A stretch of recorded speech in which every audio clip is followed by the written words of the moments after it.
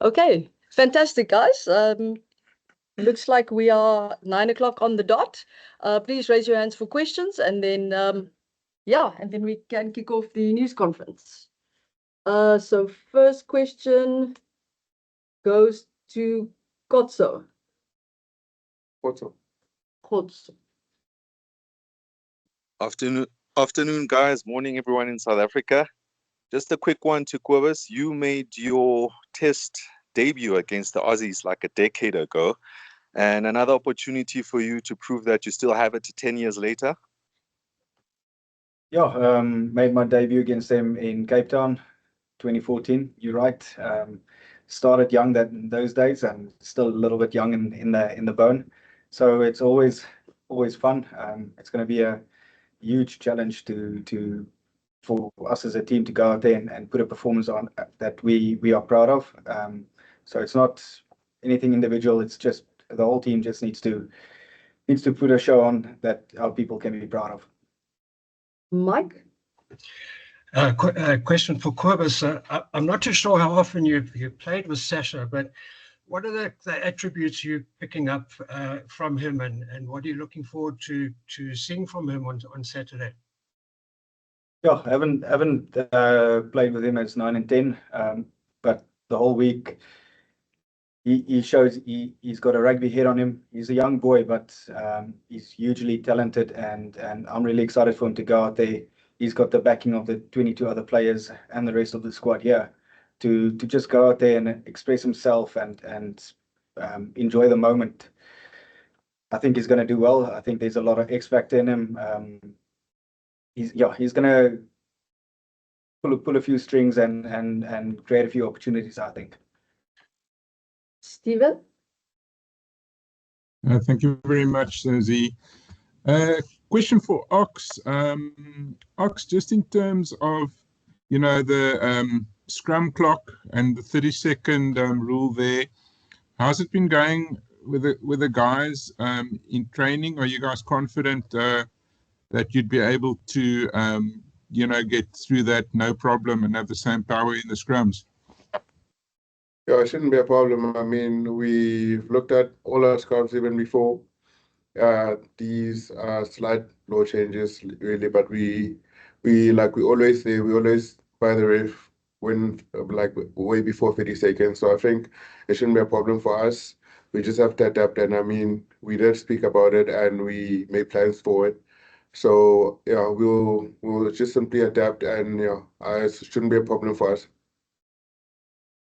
Percy? Morning, Zina. Good morning, gentlemen. Or good evening. Zina, I missed your introduction. Can I ask Afrikaans, ma'am? Percy, yes, since your hand is up next and no one else's is, yeah, that's fine. Thank you so much, Zina. Cobus, kan ek gewoon vir jou vra? Gewoonlik 'n soortgelyke vraag soos my kollega Michael gevra het. Gewoonlik julle as 'n skakelpaar moet 'n soort van 'n verhouding vorm. Jy laat dit klink asof julle die week redelik saam mekaar gewerk het. Hoe dink jy gaan hy verhouding? Het julle 'n verhouding nodig in 'n groot toets teen die Wallabies? En net kortliks, wat is jou geskiedenis met die Wallabies self? Hoe gereeld het jy al teen hulle gespeel?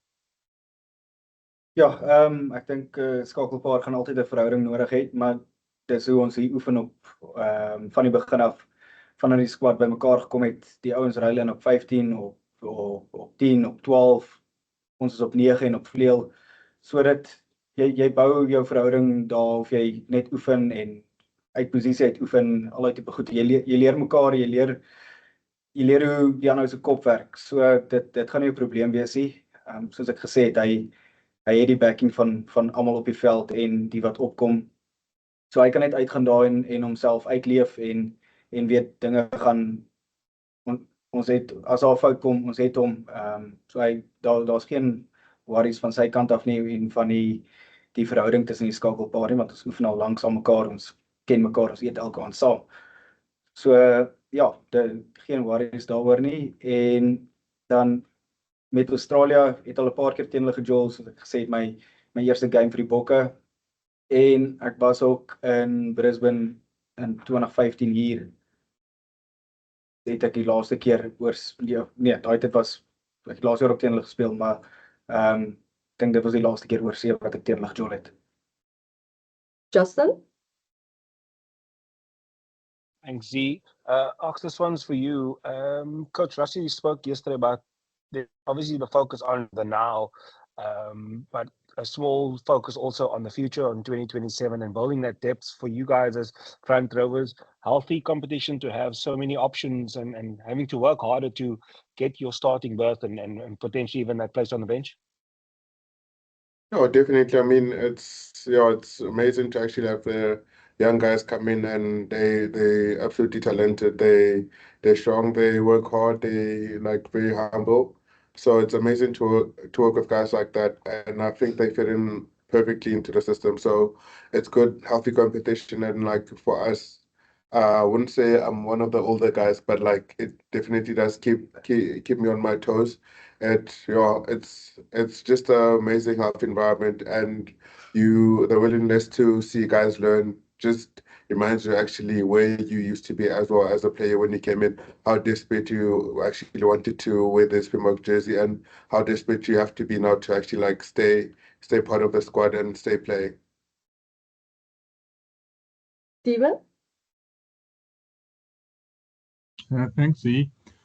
Cobus, I'm just curious how you feel about the law variations in terms of the protection it gives to scrum halves. Do you think it could potentially make you, more dangerous, or how could it help you? Let me rather put it that way. Yeah, I think we'll find out on the weekend how the law changes affected us or will affect us. But I think it's cleaning up the game around the ruck a little bit, which will allow our nines to get out one or two steps and attack the line before we choose our option. But in some games you don't want to run anyway, so it doesn't really matter. It's just how we plan for that week, how we want to attack, what exactly we want to do. But yeah, I'm excited to see how quickly we can get the ball away there. Annemie? Hello. Question for Cobus. Just in terms of the Wallabies, they've got a new coach. We haven't seen a lot of them. We don't play against them in Super Rugby anymore. That makes them a bit unfamiliar to us. Is that a good or a bad thing? What do you expect from them? Yeah, I won't say it. They're unfamiliar. Big word. Because we do a lot of research on them. We prep how they attack. We learn the way they do stuff in the game, so that we can be prepared and in the week prepare us for the game on the weekend. So even though we don't play them in Super Rugby, we do have the footage. We go sit in front of a computer, we watch guys play and try and figure out how or what their strong points and weak points are. So it's not Super Rugby. I mean, it doesn't matter if we play Super Rugby or not. I think with a new coach, a lot of new players coming through, they're going to be hugely desperate to get their fifth win on in a row. So for us, we just need to have a preparation set and done and clarity on what we want to achieve in the game. Can you solve? Thank you very much, Zina. Good evening, gentlemen. Cobus, this one's for you. Cobus, you've been to Australia a few times, as either going the Sharks or the Boks. What makes winning in Australia so difficult for the Springboks? I think, yeah, sometimes in the older days, or a few years ago, we would look past Australia because we have maybe New Zealand after, or we don't prepare as well because we know there's more games to come and tougher games to come, and we're not doing that anymore. We focus just on what's coming on the weekend. We don't care about next weekend or how we're going to prep or what we're going to do. We're just focusing on the now and here and what we need to do as a team to get the win, and again to put a performance out there that is worthy of our people. Percy? baie dankie Zina. Kobus net nog 'n vraag, 'n soortgelyke vraag soos my kollega Annelie gevra het. Jy het my herinner dat jy debuut in 2014 gemaak het. Die wêreld het sedert dramaties verander in die laaste 10 jaar, meneer. Kan ek jou vra vir die jaar tydens die Wêreldbeker was Australië 'n land, 'n span wat afgeskryf was. Jy het sopas ons genoem dat hulle het nou 'n paar oorwinnings in 'n ry gehad. Kan die Springbokke die wêreldkampioene bekostig om hierdie Wallaby span onder nuwe afrigter te onderskat nie? Kijk, daar was 'n tyd waar ons ook nie te goed gedoen het in die rankings en al daai tipe dinge nie. Ons het 'n paar games verloor en dinge het nie positief gelyk vir ons nie. En dit het ons elke keer net meer en meer desperaat gemaak. En ek dink dis waar ons vir Australië nou kan sit. Hulle is en gaan desperaat wees om hierdie game te wen. So daar's nie jy kan nie altyd bepaal wat 'n ou wat desperate is wat hy gaan doen en hoe sterk hulle gaan uitkom nie, maar ons kan bepaal wat ons doen en hoe ons die game mentally en fisies gaan aanvat. So ek het vroeër gesê ons pret baie vir hulle, maar ons moet onsself ook prepare vir wat ons kan doen en waar ons sterkpunte lê. Steven? Thanks, Zee. Ox, there's a lot of chat around the law variations these days, potentially depowering the scrum a bit and less scrums and so on. You know how proud we South Africans are of your scrumming. Does it require a kind of a different approach to conditioning for props now? I mean, I don't think it's like the low variation in terms of like making the scrum 30 seconds is actually depowering scrums, but it's just like the demands obviously a bit more from the front rows or like the entire forward pack actually. So I think in a sense as well, you have a lot of people talking about how the scrum is, and I've said in previous interviews before that most people want scrums into the game and they should just go watch rugby league. I mean, there's no scrums there and it's pretty similar. But in this, I think they adapted well, making the scrums a bit quicker and making sure that, as well, like for coaches and for players as well, for you to actually be able to come deliver your trade to show the world what you're really good at as a tight forward, then you have to kind of meet the fitness requirements, make sure you set quickly, make sure that the game just keeps on flowing and you don't have guys slowing the ball down just because they're at a disadvantage or anything. So I think it's actually beneficial, but it just obviously requires a bit more from the forwards but besides that, I think the quickest teams that will adapt to the variations are the ones that are going to do well, really. Mike? For Cobus, another question similar to what I asked you about your combination with Sasha. Obviously at number 8, you got a newcomer there too. Just talk about how important it is to get that combination with your number 8 right, and how that will settle down quite quickly in the game. Yeah, like I said, the combinations and all of that, we all good mates and we're a great family here. So we sit and talk. Me and Elrich just went out for coffee now. So the combination on the field, it gels quickly. It can gel in a week, it can gel in a day. The way we train and the way we rotate the squad and. So yeah, I just tell him he needs to put his head down and scrum the opportunities we get to scrum so Oxy can have his cake. So that's his main job from the start. Okay, and then we'll take the last question for these two gents from Kanyiso. Thank you very much. I'll just have two short ones for both. Ox, just let me in on what you know about the Australian scrum, on what you've seen, especially with the work Cron, who's a renowned scrum doctor. And Cobus, just talk to me about the prospect of facing Nick White. Nick White is known to be quite the antagonist on the field. As you would have seen what happened back in Adelaide in 2022. Well, for me, I think the scrum is very unpredictable, but they can see that they actually won the scrum. They stay in a contest. I mean, they do really anything to make sure that they actually dominate and they go forward. So I think it's going to be a big challenge for us. And also, given that we don't actually we're not in the Super Rugby anymore, so we actually, this is the first time I think in 2 years, or since last year, that we actually get to scrum against them. So yeah, it's going to be a good challenge. But from what we've seen, they can be very unpredictable. You don't know what they're going to bring on the day, and we just have to be prepared for anything.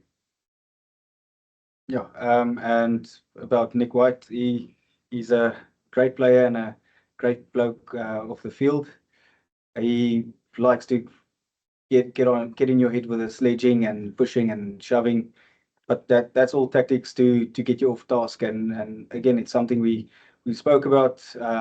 We need to stay on task. We need to stay calm in the head and do our job. So if he plays or not, and it's not just going to be him that will come with tactics to irritate us and all of that. That's the way they go about their game, and we know how to, or we'll do our best to control ourselves. Great. Thank you so much, guys. We're going to switch the players now.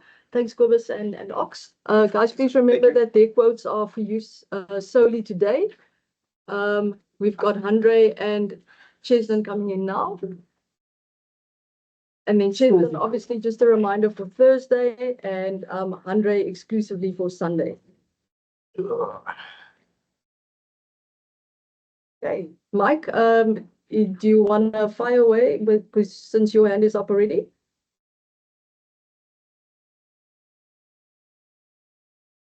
Okay, Hendrik. Hallo Cheslin, hallo Andre en Zina. Andre, hierdie een is vir jou. Jy het 3 wêreldbeker medaljes nou, as ek dit reg het, brons in 2015, 2 goue is. Ons weet alles wat jy kan doen as 'n 10. Wat dryf jou, Andre, op die oomblik se rugby speler, en het jy 'n verdere wêreldbeker medalje in gedagte in 2027? Hallo, ek hoop dit gaan goed. Nee, absoluut. Ek dink die dryf is daar meer as ooit. Ons het nooit rugby begin speel vir medaljes en bekers nie. Ons het begin speel omdat ons geniet het en dit is die geleentheid gekry om vir die bokke te speel, en dan as jy vir die bokke speel, gaan dit oor die bokke. Jy wil hê die bokke moet wen en die bokke moet goed doen. En ek weet elke liewe ou wat hier is, geen nie om wat jy al bereik het in die verlede nie. Dit is ons heel grootste fokus. So die medaljes en die bekers is baie nice en dit is goeie memories, maar ek bedoel die dryf is elke dag daar, en ek dink die groep het nog baie wat ons kan bereik en ons het nog baie planne vorentoe wat ons wil doen. So ja, die dryf is absoluut nog steeds 100% daar. Justin? Thanks, Z. Other Cheslin. Hi, Andre. Cheslin, this one's for you. Similar to what I'd asked Ox.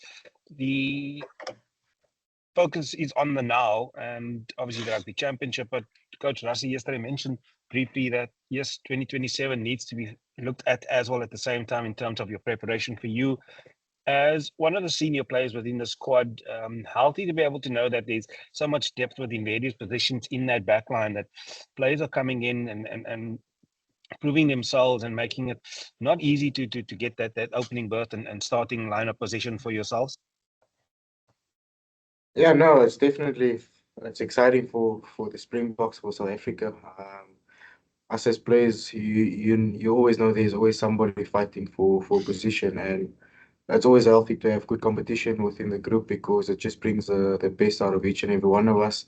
And yeah, as you said, like I'm not a player that looks too far ahead because you might stumble along the way. For me, it's all about doing my best and contribute towards the jersey in the best way that I can. And the most important thing is just to enjoy myself.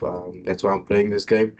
And yeah, the coaches and the management all have their plans, obviously with the future lying ahead. But for me personally as a player, and I'm sure each and every player is purely focused on this first game in Brisbane and not looking too far ahead. Justin, is that a fresh hand or is it the hand that was I just noticed raised? that there wasn't any hand, so I just dropped my hand Yeah, in you the can hand. go, Justin. Andre, this one for you, just with regards to Sasha and how he has impressed on the world stage. You obviously work a lot closer with him. And so just your impressions on what has impressed you the most? And just as a young rugby brain, that has allowed for him to be quite a sensation in such a short space of time. And hopefully that carries through for much longer to come. No, listen, absolutely. I can't speak highly enough of Sasha and the way he's come into the group, hungry to learn.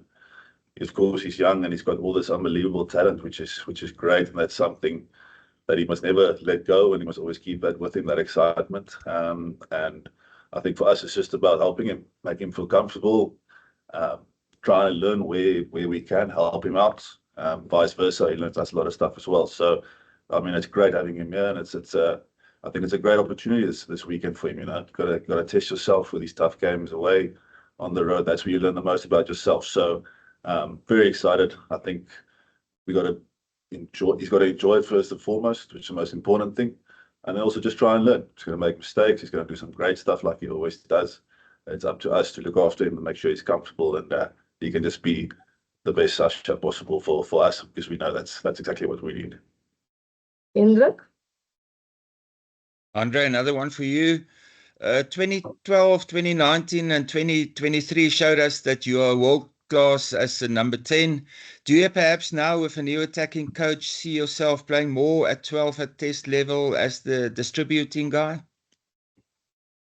Well, that's in the future, maybe. I don't know. Like if that's the role I've got to fulfill in the team, of course I will do that.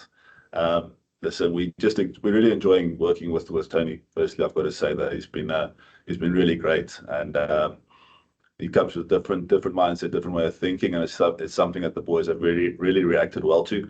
I think, of course, it's going to still take time throughout the season to get completely comfortable with everything he wants us to do, but he's getting us excited again. He's getting us excited to attack, and listen, test match rugby is test match rugby, but if these little windows and opportunities for us to express ourselves, we will definitely do that. And I think Tony gives us a really good platform to do that.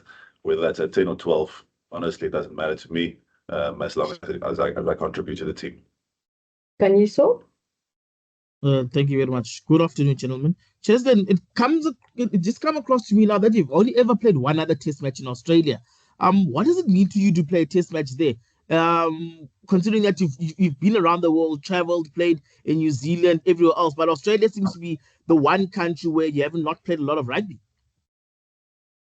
No, you're spot on. I made my test debut in Brisbane, and it wasn't a good result.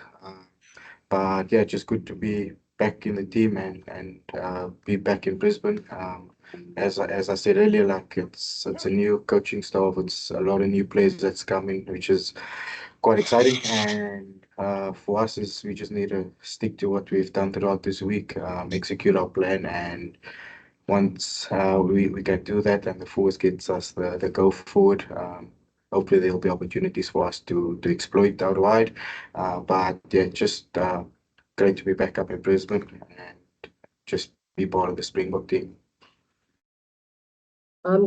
Guys, we've got about 8 minutes left. Please raise your hands for questions.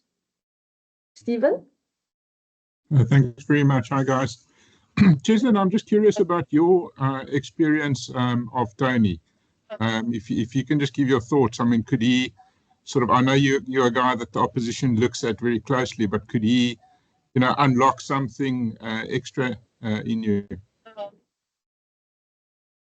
Yeah, no, definitely. Like, as Andre said, Coach Tony comes with a lot of fresh ideas. It's a new voice to the group, and as a player, a lot of experience, but as a coach as well. Being in Japan, the Japanese boys spoke highly about him, and since I've been part of the group under Coach Tony, he's been really unbelievable, and he just wants us to play rugby and express ourselves. But as a team, obviously there's a plan, but you also have a bit of freedom to bring your 1% to the team to try and contribute and make a difference. And yeah, really exciting for that. And he's never a coach that just says you need to do X, Y, Z. He gives you that leverage a bit to play what's in front of you. So yeah, definitely exciting. Can you so? Thank you. Cheslin, what would it mean for you guys to win a test match in Australia and get the rugby champs off to a good start? The Boks have, again, winning World Cup matters significantly, but the Rugby Championship and success against Australia in Australia seems to be the one thing that has eluded this particular group of players. Yeah, no, we haven't won a rugby championship since 2019, so obviously it will be unbelievable to get another one. But for us as a team, we're just looking forward to this coming Saturday. As you mentioned, we also don't have a good history here up in Australia, but if you look at it, we haven't played them a lot down here. But yeah, we don't look too far ahead. We're just going to put our focus purely on Saturday and deliver our best performance that we can. And yeah, it's not a World Cup, it's a Rugby Championship, and that's our focus for it. Hendrik? Andre, excuses weer vir jou, omdat jy vir Sondag Media daar is. Andre, eers van buite af lyk dit of jy nogal goed is met teleurstellings en 'n uitdaging. Verlede jaar as jy was op die nippertjie om gekies te word vir die Wêreldbeker squad en toe jy nie daarin nie omdat jy nog besig was om te herstel en toe gaan wen jy die Wêreldbeker. Is dit iets wat jy geniet, 'n uitdaging en hoekom is jy goed met die verwerking van teleurstellings? Hendrik, ek sê wat teleurstellings sê wat my span goed wil wees, maar dit is deel van die game, nee. Ek dink kyk dit gaan maar almal se pad kom, iewers in jou loopbaan. Daar gaan teleurstellings wees, of dit beserings is, of dit seleksie is, of wat ook al dit mag wees. Dit gaan maar jou pad kom. En ek dink die grootste ding en die belangrikste ding is jy moet jou eie realiteit altyd hou. Ek dink in die moderne wêreld is dit baie maklik om verskriklik baie goed op sosiale media en nuus oral raak te lees. En dit is daar, dit gaan nie weggaan nie, maar ek dink dit is belangrik dat jy altyd weet na wie om te luister. Jy weet wie jy is, en die belangrikste vir my is ek persoonlik wil net hê my spanmaats weet wie ek is en so het ek selfvertroue. As hulle selfvertroue in my het, weet ek is reg om te gaan. So daai goed gaan oor jou pad kom, ongelukkig, maar dis hoe jy reageer. As jy gaan sulkover of jy gaan jou kop laat hang, gaan jy nooit kan terugkom van dit af nie. So moet maar altyd net weer terugkom, fight. En ek dink dit maak jou sterker. Dit maak jou altyd sterker. Enige besering, as jy terugkom van 'n besering af, enige teleurstelling, is dit 'n ekstra laagie op jou vel, maak jou vel bietjie dikker. En ek dink soos die tyd dan aangaan en jy raak ouer en meer mature, weet jy beter hoe om die goed te hanteer. So ja, ek sou dit sê.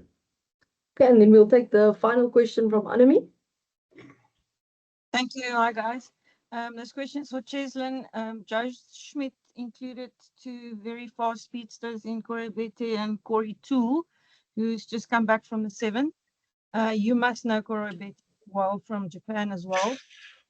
Going into a game like this, do you study your opposition? I know, the players always say we just look at ourselves, but is that something you do in your mind as you go into a game like this, study them and make sure you know what to expect from them? Yes, definitely. As a team, you need to be prepared as well as you can. And yes, we do analyze the way they play. We do analyze certain players, individuals.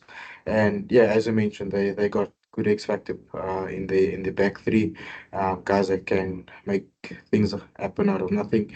But for us, we look forward to that opportunity, and yeah, we analyze them, but our main focus is purely just on ourselves, on what we want to achieve out of the game, and yeah, everything happens up front, and whoever wins that will have a good day on Saturday. Fantastic. Thank you, guys. Thank you very much. I'll be sending out the recording shortly. So please keep an eye out for that. And then please, guys, just a reminder, remember the embargo. And yeah, thank you. Cheers, and Andre. Have an awesome day, guys. Dankie. Thank you.